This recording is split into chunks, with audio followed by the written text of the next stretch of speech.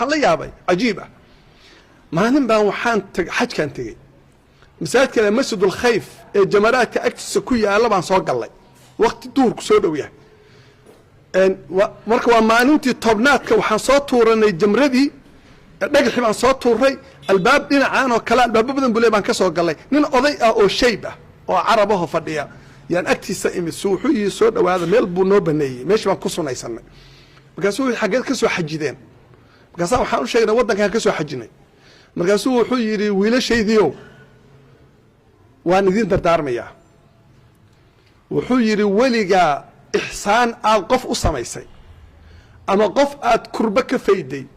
ama wax aad ilaahay dartii u samaysay wallaahi intaada aakhiro gaarin adduunkaad ku arkaysaa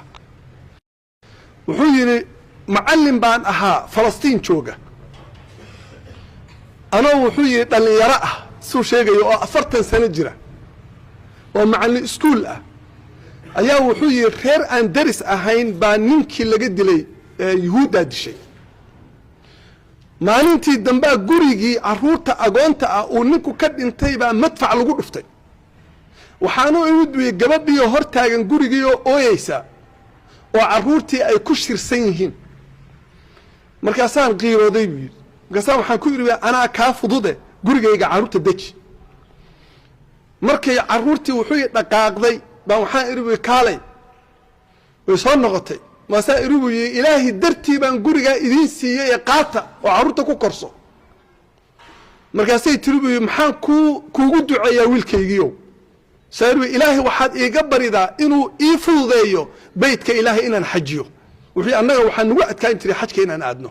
sababtoo man istataaca ilayhi sabiilan baa laga hor istaagay iyaga ma ay awoodin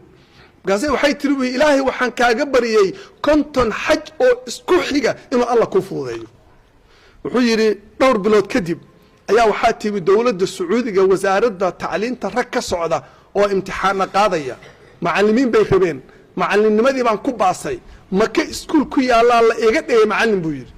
sanad kasta buu yiri markii la gaaro xajka iskuulka waa la fasaxa waan xajinayay wallahi buu yiri saakan waxaan soo xiray xajkii kontanaad Allahu akbar saakan waxaan soo xiray xajkii kontanaad waxaan ka soo lugeeyay buu yiri Musdalifa